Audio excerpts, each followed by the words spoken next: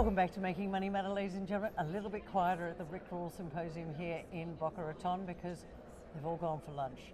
But I'm here with Eric from Real Power Family. Yes, thank you, Terry. Yeah, Kerry. Kerry, see? That's what happens. It's what happens when an Aussie talks to an American. Now, the reason I wanted to talk to Eric is he's here with his wife Lila and his two boys, Devon and Ethan. And they've homeschooled Devon and Ethan, and some of you will know that I often talk not just about the family unit, but how do we get the younger generation to be more financially astute, aware, and I guess empowered. And so I really wanted to talk to you, Eric, today just about who are you and why you chose to educate your children the way you have, because I believe that they're successful in their own right. They are quite successful. Right. So let's go back to who are you? Who's Real Power Family? Well, it just started as my wife and I, sleeping on a mattress on a warehouse floor. Wow. And we both had college degrees that did us absolutely no good. Okay. And I lost 3 jobs in 2 years. And then we bought up a house and I knew how to swing a hammer, so I fixed it up. Okay. I did 20 more in the next 2 years. What age were you? I was 29 when I got started. 29 when you got started. You decided that it was a job wasn't working because you kept losing jobs. Correct. So I'll buy a fixer-upper and flip it. And I didn't flip it. I kept it. Okay. I Right. realized that, enough people were telling me you should just rent this or you should sell it.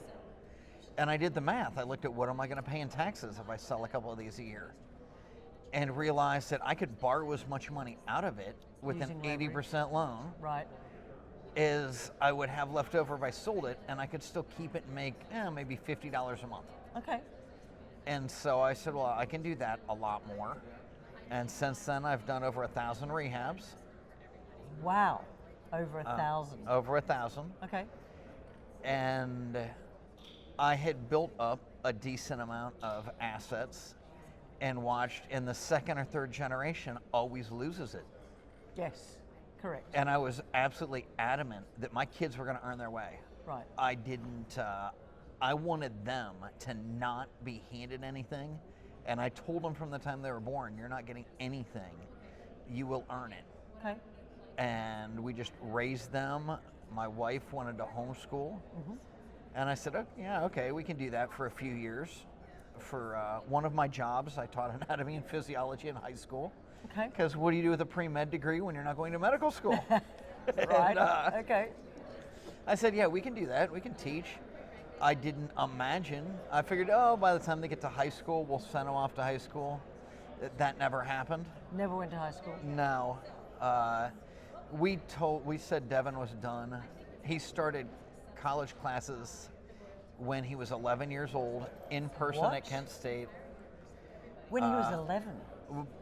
He's done more than that, but Well, tell me, he what's he finished. done? He bought his first house without borrowing a penny from me. He was working in one of my companies. I own 21 companies now.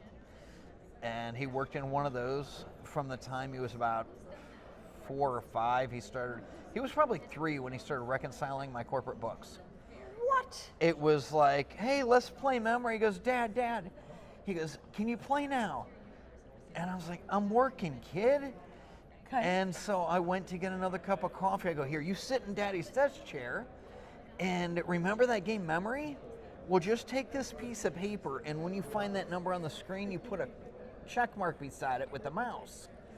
And I can do that. I said, if you get 0 in the bottom right corner, then you win, and I'll take you out for ice cream. And that's how we started reconciling my corporate books. And he was 3. Yeah, he was about 3. Okay. And by the time he was 5, he walked up and he's tugging on my shoulder. Hey, Dad, I think it's time for me to start investing. And I'm thinking, oh my golly, I've told him his whole life he can do anything he wants. And he just, if you find a way, be creative and take action, you can make it. How's a 5-year-old going to invest? What's he got? A couple $100 maybe? Yeah, And I said, well, that's very good. I want you to figure out, what do you know? He said, well, I know Legos, Dad. And I said, good, you go find a way to make money with Legos. And I thought, "Phew, that bought me somewhere between 2 hours and 2 days.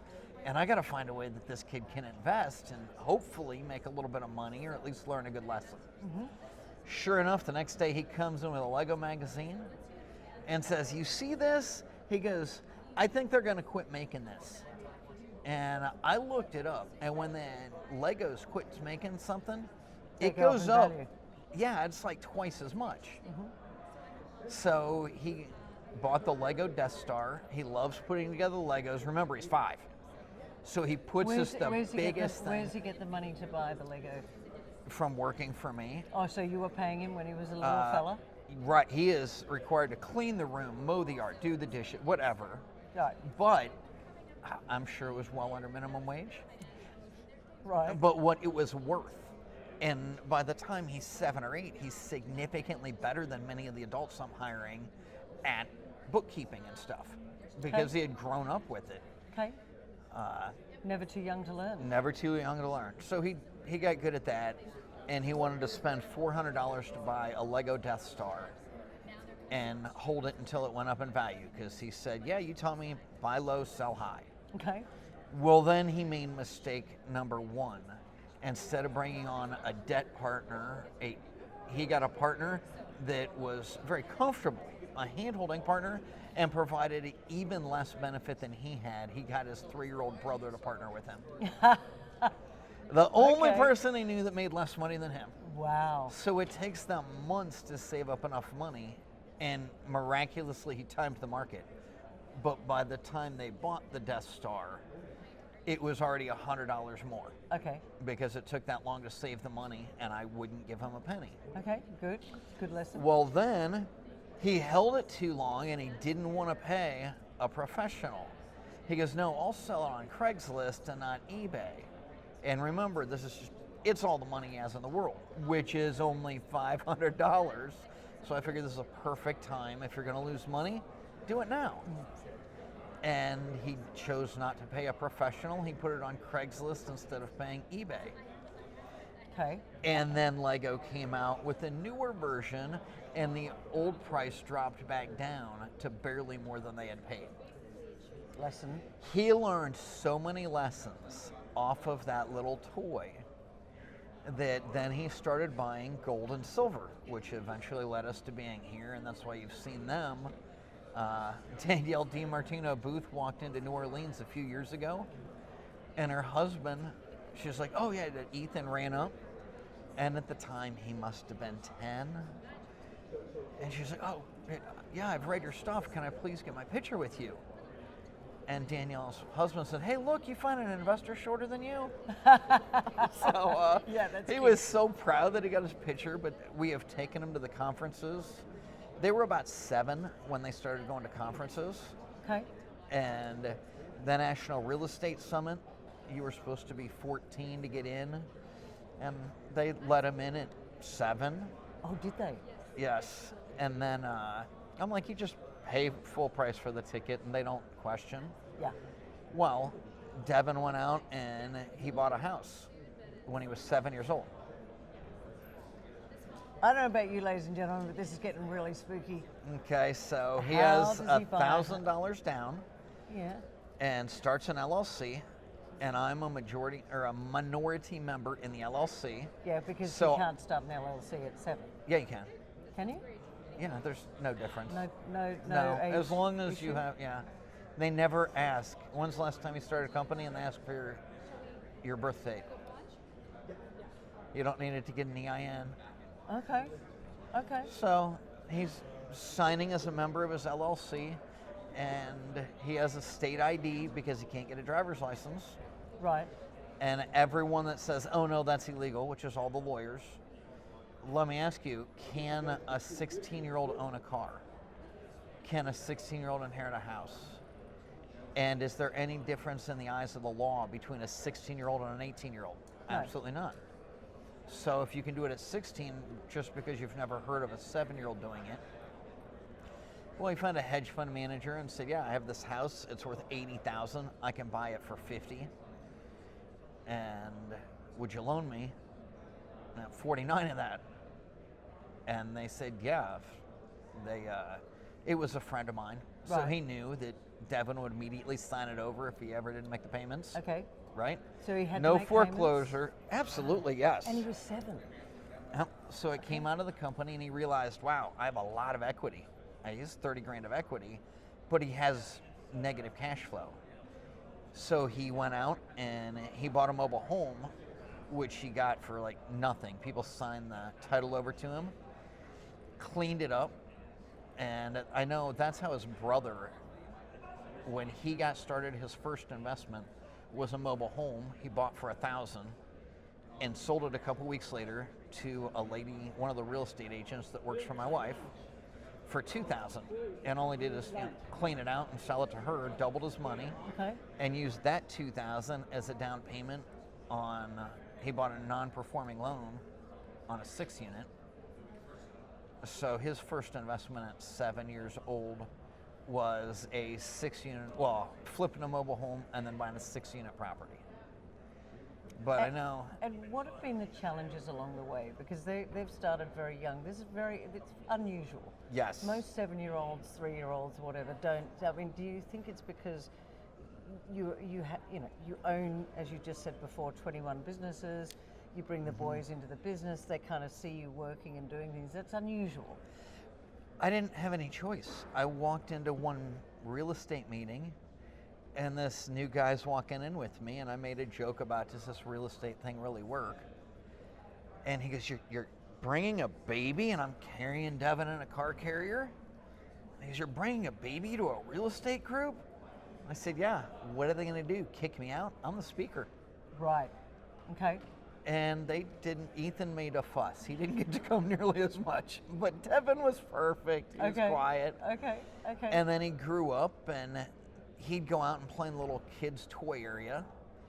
And a couple years later, he sat in the meeting longer and longer while we're having breakfast and talking real estate. And he's like, so Devon, you're spending all your time in here. You want to go to the kids' area? He goes, no, this is kind of interesting. But he was interested. And then I said, well, what do you want to do? When he was 10, they said he'd always written short little books. I mean, the first book he wrote was Devon, Devon, Devon. That was the only word. It's his name. It's the only word he knows how to write and spell. And he decided to write a book when he's however young. And then he wrote a book about dragons, which is like you would expect coming out of a 5-year-old. Yep. But that always interested him. Okay. And we're in this real estate group, National Real Estate Summit, and this guy says, and my children are always in the middle of the front row. Right. You see us up there right now in the second row. Okay. Yep. And I'm working the back of the room, helping them with sales. And I hear from the front, the guy says, and if you want to write a book, I'll publish it for you, and if you're under 18, it's half price. And I look over at my wife, and there's 3 people under 18 in this room, and 2 of them belong to us. And she's like, it's Devon. So he's 10 years old, and I made him grovel a little bit. I said, all right, I'll pay for the publishing, but you better write a reasonable book, something that's you can read, and you get it done before we back to this conference next year, so you have 1 year. And if not, you owe me all that money with interest. With interest? Of course. Oh, he's a tough dad. Okay. And so he wrote his first book. It took the entire year. He worked a whole lot harder the last 2 months, like you would imagine, when I said 2 months left. Yep. And he had the final editing done and submitted by the end of the year, published his first book at 11. Now he has 3 out. Actually quite good. Mark Victor Hansen published the last 2. Really? Yeah, he's published 5 of our 6 books. Wow. 4 of our 6 books, excuse me. And what are the books about? Lila and I wrote, my wife and I's family success triangle of how we integrated raising our family, our business, and our investing is the triangle. Okay. So raising the family. Yep. And integrated, that and homeschooling into our business and our investing. Okay. But the better our business does, the more money we have to invest. The more money we make investing, the more time we can spend with our family. Okay. The more time we spend with our family, the happier we are, the more energetic, and the more we can grow a business. So that's the triangle. That's the triangle. What's the difference between business and investing? I consider investing more passive. Okay. So obviously you have to invest in your business, monetary, but a lot of time. Whereas here, I'm learning a way that I'm not actively involved. So like I want to have passive income. Right, and we have 400 rentals, more than that. I'm telling you, they're not passive. We have someone, we hire 40 people, give or take. Yep. But I always have multiple rehabs going on at once. And Lila runs a management company. Right. She runs the management company that manages all of your A full service real estate brokerage, but really it's just about the management of ours and a handful of other investors' properties. If you have that, if you have so many properties, et cetera, why wouldn't you then outsource it to somebody so that you don't have to spend all that time? We're buying new stuff in Tennessee.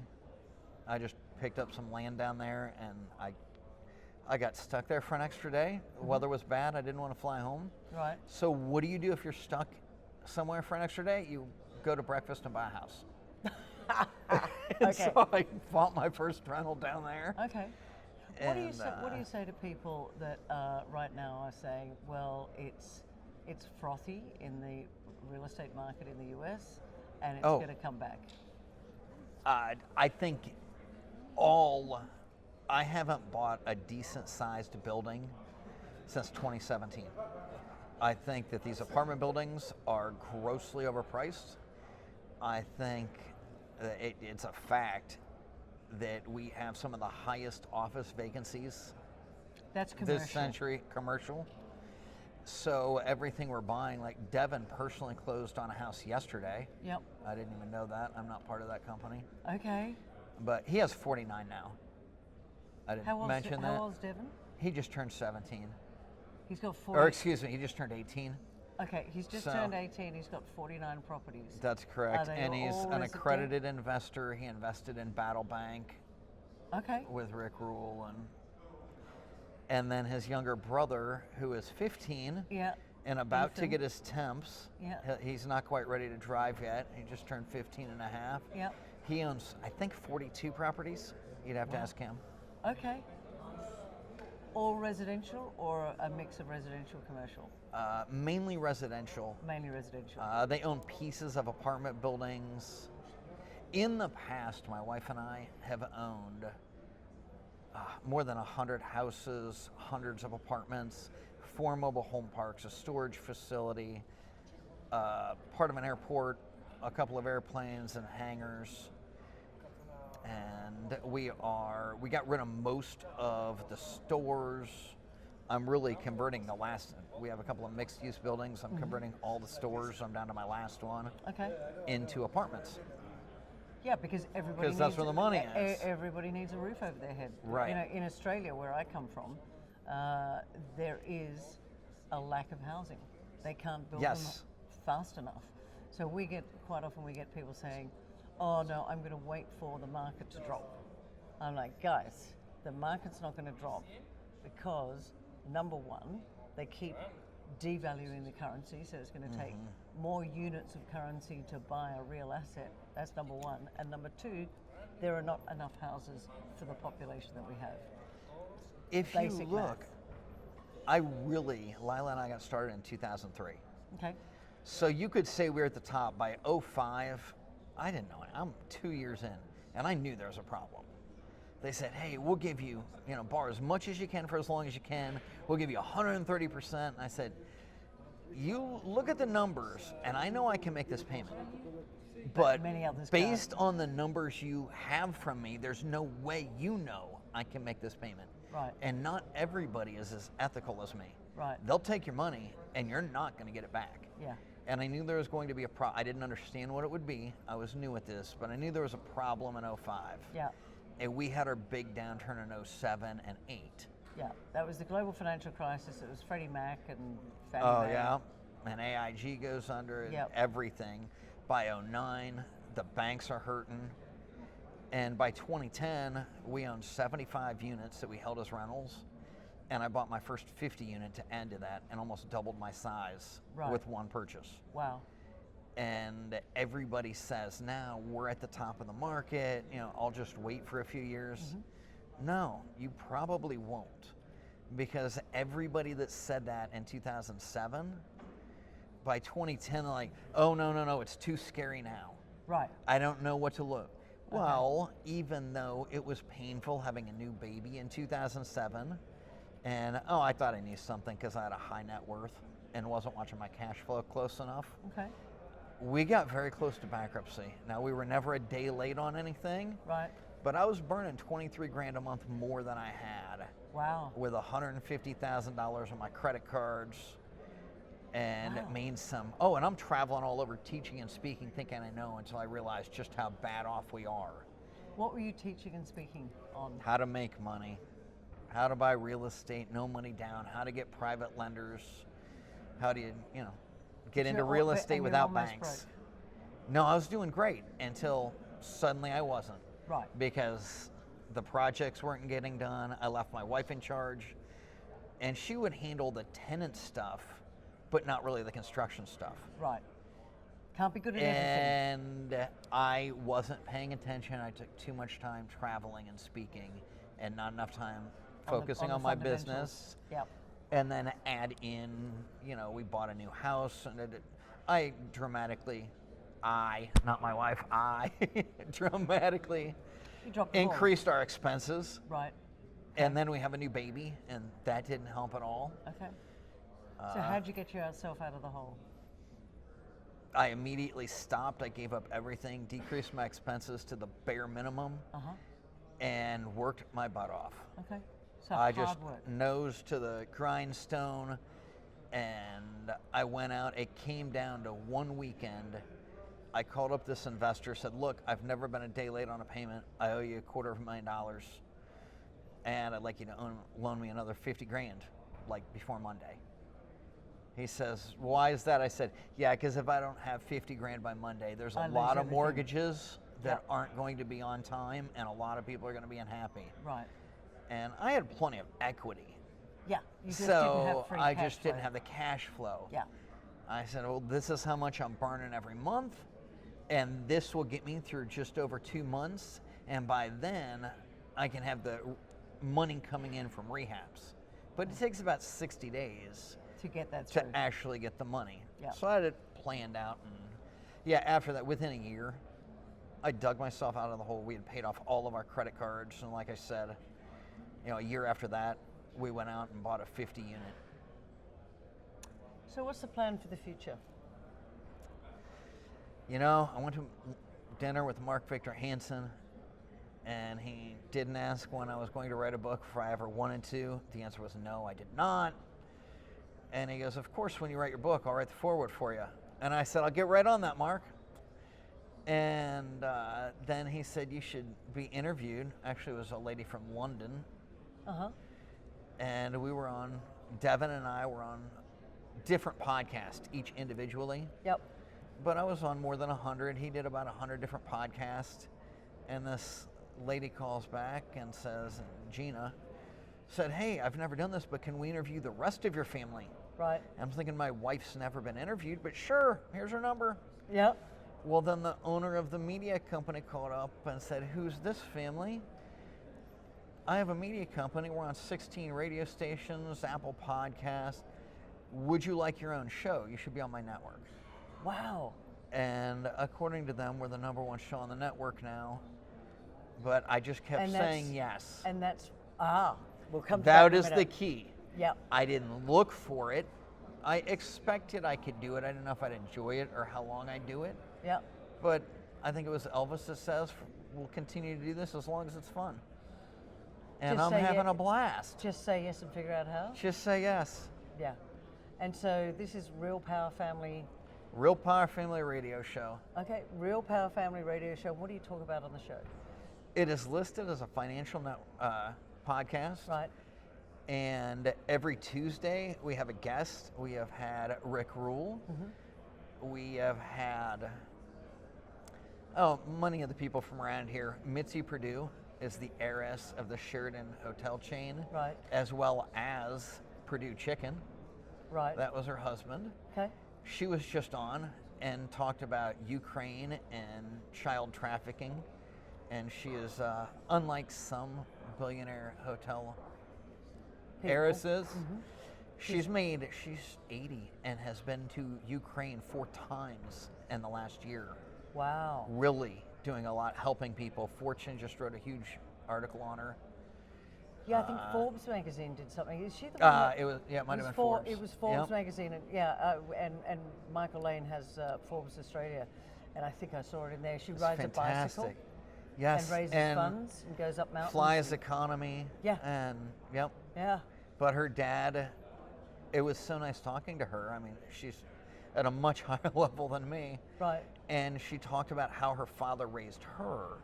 And I thought, yeah, maybe I did make some of the right decisions. That For your boys. my boys will never know they were born with a silver spoon. Yeah. And they're starting to understand a lot more. But I mean, Devon bought his own truck and made 3 payments before he could drive it. He's like, oh, that's a good deal, I want that one. And people, they always say, well, what can you, I said, I'm not, if they want to buy, a Corvette or a Lamborghini, I don't think it's right for me to say no, it's their money. Yep. As the dad, I might say you're not allowed to drive it until I sign you off on it, and we're going to do some serious driving around the track. But they both went out and they bought pickup trucks because they wanted to learn. They make better decisions. I think I've taught them to make good decisions. And that was going to be my question. How do you not make, that's the wrong word, but in the world today we have a lot of crime, we have a lot of the younger generation that are going around and not being good humans. True. Be a good human. Just be a good human. How do you teach people to be a good human? Is it a result of the environment they're brought up in? Talk to me about why your boys are so entrepreneurial. I know clearly you are. Is it because they're surrounded by that, or Absolutely, that helps. Yep. Tell them the truth. Okay. And a perfect story, and every parent should pay attention to this.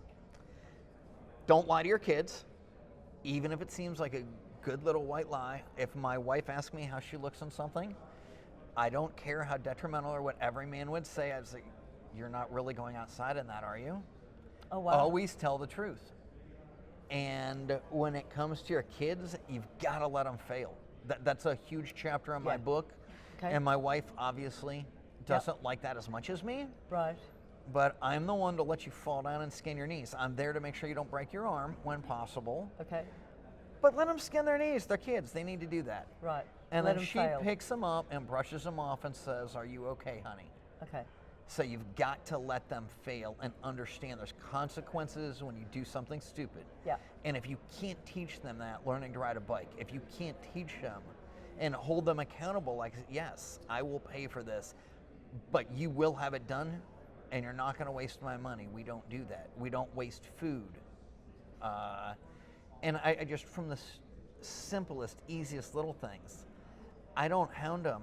Homeschooling is not, you have to be sitting at your desk at 8 a.m. Right. It is, Ethan, I expect you to get 5 assignments done. And what if he doesn't? He was 112 assignments behind a month ago. And I said, you only have 5 a day. And he almost missed scout camp, but he came up with a convincing argument as to how he could get so many merit badges for Boy Scouts and scout camp. And he did dramatic improvement the week before. And so he just finally got caught up. But I said, okay, I have given you the slack. You abused it. Right. Now, we hardly ever watch TV, but we sit outside and talk on the patio every night. Hardly And- watch TV. Oh, yeah, it is easy that won't be turned on for a week or two at a time. Good. I asked one of my contractors, I'm like, you think I'm rich, right? Describe my house. He goes, oh my gosh, your TV room must have a movie screen in it. I bet you even have a TV in the bathroom. I said, I have a 42-inch TV I bought more than a decade ago, and it might go for days at a time without being turned on. Yeah. But we have a massive library, and Books? every single morning, books. Yep. And I read my iPad a lot. I read an awful lot of newsletters, but I like to sit down and pick up a hardback physical book. a physical book. Yep. And we all have our lazy boys sitting around, and Lila has her piano and guitar and instruments. And every morning at 8 a.m., every one of us is sitting in the library reading. And we read for a half an hour to an hour every day, and then we eat breakfast together. And then Lila goes to work, Devon goes to work. I don't like work. Ethan and I stay home and do what we do from there. And they've spent a lot of time with both of my parents because hers are out of state. It's really interesting what you just said before, though. You get up and you read Every morning every without single question. day. That's about the only time Ethan will get yelled at because he likes to sleep in worse than me. Okay. So at 8 a.m., he is in the library reading. But what about children that just turn around and are defiant and just disobey? Like, how do you get them to that point where... I've never, I mean, they both tried once, and I was an instructor in the Army. The first half of my adult life, I jumped out of airplanes and blew stuff up. Right. I am moderately don't intimidating when I need to be. Okay. So you don't brook any feedback from them, which is disobedience, if you like. It's like, you will do this. And They are absolutely allowed to negotiate with me. I encourage it. Okay. I think that's got to be the answer, and that's the one thing parents don't do. I said, absolutely, you teach your children to question everything. Okay. And this mom pulls me aside. She goes, "You mean everything but you." I said, "Well, don't believe a word I say." I always I say that when I get on stage. I tell that to my children. Right. I said, call up the one that's most likely to give an answer that I won't like. Ethan, when are you supposed to question? He goes, question everything. I said, what about me? He goes, oh, especially you. Okay. Okay. And as long as I'm a pilot, because I found an airplane is more useful when you can fly it. Okay. And Ethan has been landing. He flew the whole way down here, no autopilot. He did the flying, landed for us. He From can where land to where? right Because we're in Boca Raton. Ohio to Boca Raton. And how far is that? Not being from the US? 800 miles, Okay. whatever that is in kilometers. Yeah. More than 1,000, 1,200 Yeah, about maybe. 1,200. Okay. Yeah. Okay. So yeah, nice flight, and made the landings, and no big deal. You can take off, keep Was it in that the air. Devon or Ethan? The 15-year-old Ethan. He can't drive a car yet, but he can fly an airplane. Man, okay. So when you're sitting there, sometimes I would like to be the nice, pleasant father. Uh-huh. And sometimes it's like, hey, shut up. Right. Well, when I get on the ground and pull off onto a taxiway, then you can ask the question. There are times. I'm like, okay, I'm sorry. What were you saying, kid? Right. And there are times in a business deal, or when you're landing an airplane, or even driving a car, now is not a good time to ask a question. Okay. But I always want you to come back to that. And if I can't answer, and there's been quite a few in my life, that he said, why did you do it that way? And I didn't have a good answer. I said, Right. you know what?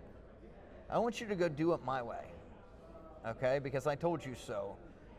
To try it once. Because I never ever say because I told you so. Because I'm the parent, that's never a good answer. No, that's what I was thinking. And then I want you to do it your way. So now you got a baseline, a control group, very much a scientist. Mm-hmm. And if your way works better for you, you come teach me. And if it's better, then that'll become my new way. So do you think that treating children with, it's almost like treating them with respect rather than you're not raising children, you're raising adults. Yeah. If you raise a child, you're gonna end up with a 30-year-old living in your basement. And I don't want that. Okay. You have to raise adults. Children, they're running around here, and some people are like, oh, that's awful. You're stealing their childhood. Man, my kids learned to swim in some of the nicest resorts around, and they get out and wreck their four-wheelers just like every other child, or wreck their bikes. And they learn, some of our courses are shooting, because I'm a firearms instructor. We live in America. We can do that. Yeah. I'm not a big fan of that side of things, but, we won't go there. Look, I really want to get to the crux of this. First of all, you've got this, radio program. Mm-hmm. Great. You're clearly very successful from an investing point of view. You love real estate. Yes. But one of the things you said right at the beginning is we're here at the Rick Rule Symposium because your boys wanted to start buying gold and silver, precious metals. Oh, no, they started that. Yep. And they were buying gold and silver and Bitcoin when Bitcoin was $800. Okay. So they had a couple of decent decisions. Right. And Lila and I woke up one day when the kids had started investing and said, man, 90% of our net worth is in real estate. Right. That's not healthy. Yeah, no, diversification. And the most business owners, the majority of your net worth is wrapped up in your own business. So we had to find a way to diversify, and I always liked silver and gold. I like it so much that you can buy Real Power Family silver rounds. Oh, really? They just, American Gold Exchange just got them in last Wednesday. Wow. And here we are 1 week later. He goes, we're almost sold out. How many He did goes, you I make? got 1,000 or 1,500. Wow. They're going to, excuse the pun here, they can do another round? They're going to do another round. That's And unreal. so, we're here passing a couple out with my radio show logo on them for advertising, and people will never throw that away. I haven't seen it yet. I'm sure there'll be one I coming gave my way. last one away, or I would give one to you. You have to hit up the kids. They both have theirs. Do you know what? I handled it the other day and I gave it back to you. Yeah. Dumb. We'll get back to that. I think there is a little bit of this thing in society today is that society owes me a living and a bit of a sense of entitlement. Big lesson. Talk to us about that. I taught them from the time they could talk. It's your fault. Doesn't matter what goes wrong in the world, it's always your fault. And I said, you see this? I said, why did this go wrong? Well, the contractor spilled a 5-gallon of paint on the brand new carpet. Said, no. And I said, well, the contractor didn't put down a drop cloth. I said, no. I said, even though if you read the painting system, I wrote a system for everything. If you read the system, it clearly says at least 3 times you have to have a good drop cloth before you paint. It was my fault because I didn't instruct the contractor on how to use that system. Okay. And the next time they knock paint over, it's going to be my fault because I chose to hire a contractor that refused to learn and follow the system. But if it's the contractor spilling paint that ruins the carpet, I'm at the contractor's mercy. I have no control. But if I take responsibility for every single thing that goes wrong in my business and in my life, I have responsibility. Okay. I just talked to a guy, my wife, terrible situation. You feel bad for them. Said my wife had a stroke and we can't get any type of, food stamps or welfare or anything to help support us. And she was bringing in money and now she's not. And if anybody, it's not fair. And you know what? Here in the U.S., it's not fair that all of these retirees are paying into Social Security all their life, and they're getting a lot of the people that apply to rent from us are making $900 to $1,200 a month on Social Security. You can't live on that. No. And by the time they get done devaluing the dollar, if that ever stops, you'll get your Social Security check. But it might be worth a dozen eggs and a gallon of milk. Yeah, I agree. And I decided I can't store money like that, which is the big push for gold, silver, and Bitcoin. And I think I am not like Peter Schiff, and I'm also not like some of the Bitcoin maximalists. I think there's absolutely room for both. For both, yeah, I totally agree with you. Mm-hmm. Yeah, because there are some that go, they totally dismiss Bitcoin, or they totally dismiss gold and silver. I'm with you. You have to keep your eyes open. There's something that hasn't been invented yet. There's something that you and I don't know about yet. Yep. That's going to change your world. Yeah. Maybe it's AI. I mean, that's... Could be. Yep. What's, give me 3 things that you think, and actually it's going to end up being 6. Okay. I want 3 things that you think parents can do to raise better humans. Let's start with that, and then I'll go to the next 3. Less screen time, more parent time. If you are sitting there on your phone at dinner, put the phone down and talk to your kid. My kids never. I mean, the only time you'll see us if we go out to lunch and we'll ask a question and somebody's looking it up real quick and one person's on the phone trying to find the answer. But we never are texting somebody else or whatever. Okay. So yeah, just be present. Be present, okay. If you have problems at work, of course you're the business owner, they're your problems. Yep, don't bring them home. And don't bring them home, right? I don't care if you have to work 60, 80 hours a week. As a business owner, I get to pick which 80, so I can play with my kid for a few hours and then work until midnight after he goes to bed. Okay. Yep. And be totally focused on work when you're there, don't worry about your kids. Be totally focused on your kids when you're there, don't worry about your work. That's great advice. I love that. And make sure that that's... Yeah, well-defined lines. Well-defined lines. One last thing for raising better little people, better humans. They're little human. They're almost like us, only shorter. Okay, treat them as such. Okay. Kids know how to play. You don't have to teach them. Okay, so maybe I'm a little bit overboard, but my wife was reading incredible business books, and if you haven't read it, Oh, the Places You'll Go is something every investor should read. What's it called? Oh, the Places You'll Go. Oh, really? And who's the author? Dr. Seuss.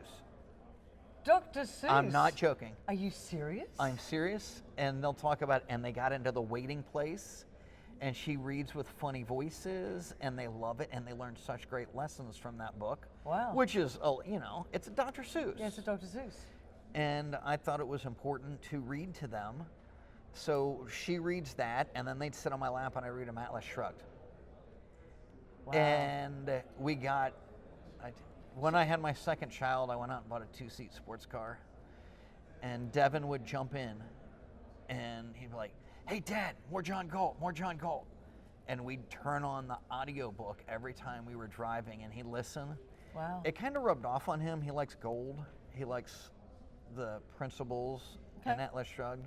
Okay. The main character of his book. I haven't read it for years. Okay. His main character is Atlas Gold. He has the Atlas Gold series published by Mark Victor Hansen, and it is for young adults teaching them business principles. My goodness. I'm going to have to get some of these links from you so that we can put it in the description below, because I think that's really important. But it sounds to me, and I'm going to get into what the grown-ups should be doing in a second, but I think one of the things I'm pulling out of this as well is less screen time. Yes. And more, just reading. Right. Reading. And start them reading fun things. They don't need to read these complex. I told Devon, I said, "What are you going?" I read The Creature from Jekyll Island. Brilliant book. Absolutely. And brilliant. he goes, "What else is on our? We have a reading list on our website Okay. of all of the ones that I read that helped me get to where I am." And I was talking to Rick Rule. "What do you think?" "Oh, economics in one lesson."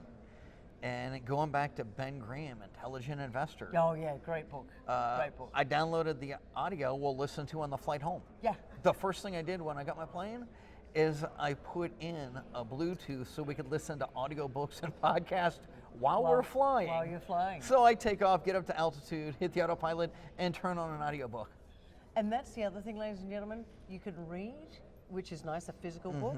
But if you're at the gym and on the treadmill, listen to a book. There's so much learning that can be done. But so it's the importance of reading, learning, listening. I drove 45 minutes each way. I was activated after 9/11, but it was stateside.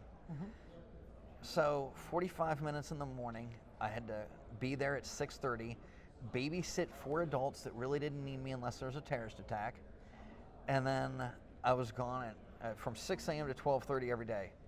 I basically read books the entire time and listened to cassette tapes and CDs on the drive there and back. And now you don't have to wait for the CD you have podcasts new every day. Yeah. And we listen to all of the, if I'm interested, hey, what's going on with Bitcoin? Hey, what's going on politically? I didn't finish that. We have 5-day-a-week radio shows. Yep. Tuesday we have a guest. Friday, we only ever talk about finances. Right. Monday and Thursday are whatever I'm thinking about at the time. Okay. But the Wednesday episodes, the owner of the media network said, hey, you should just let your teenagers do a show. And I go, you want me to give a 13 and a 15-year-old a microphone and leave them unsupervised for an hour? And he said yes. And I can't believe they are actually getting some of the most views out of any of our shows are the Wednesday teenager takeovers. And it's just, I mean, Sabrina Cardone, Grant's daughter, has been on. Okay. Chloe Cole, detransitioned Amazing. teenager. I mean, they get all of the best teenagers and 20-year-olds So on how with do them. how does my audience find this? Is Real Power Family? Any podcast network, look up Real Power Family Radio Show. Okay. And yes, if you're under 25, I guess some of the adults are liking it too, but definitely under 25, you want to relate and see how people your age are doing it, they have a huge following. Fantastic. All right. So let's because it sounds like they're good humans. I've met the boys. Yes. And the reason that I brought Eric on today is because I just think that we need to start to talk about the family unit, raising better humans, because society will always benefit from having more people being more productive and giving back more in society, because right now too many of the next generation, the ones that are going to come behind us, have lost their way. They're angry, they're creating chaos in communities, and they're not being good humans. And I think that this is a conversation that needs to be had. So start to listen, follow the Real Power Family. I just want to ask you one final thing, and that is, what are 3 things that you think that people that are looking to invest, what should they be doing at the moment? We're here at the Rick Roll Symposium in Boca. We've heard some fantastic I will tell you exactly what I tell everybody else. Okay. First, if you don't have money in it, you're not going to understand it. And the first couple $100 you spend better be on books. Either buy a course, but it's on education, and you can get so much for free on podcast and YouTube. Yep. But the first thing you invest in is your mind and education. Great. Nothing is cheaper than an ounce of silver. It's one of the reasons we made our own silver. So, buy any generic silver. I don't get into numismatic at all, and I wouldn't recommend it for anybody until you're a lot more knowledgeable than me. 100%. You've got to be very, very specific. Yep. But get money in the game. Okay. And whether that's, $50 in Bitcoin or $50 in silver, you can get in. Get started. And do it every single paycheck, whatever it is. Yep. If you can't swing 10%, you can do 5. If you can't just set a goal and never ever put less than in your investing account. And I don't care if it's $10. If you got to save up for 5 months to get your first ounce of silver, if you don't develop the habit, you'll never be any further than you are today. Love that. Any final question, thoughts from you before we wrap this up? I just want to thank you for your time. It was so nice. She's the best MC ever. Oh, wow. Absolutely the brightest girl at the ball. Oh, bless you. That's so kind. So, yeah, I loved talking to you the other day, and I loved hearing you on stage. So thank you so much for having me on your show. Well, it's been an absolute pleasure, and I look forward to continuing our conversation in the years to come. And thank you for raising 2 beautiful boys, because we need more Devons and more Ethans in this world that are doing something productive. And as I said before, make sure you be a good human and make good choices. We'll see you next time. Thanks for joining me. Thank you.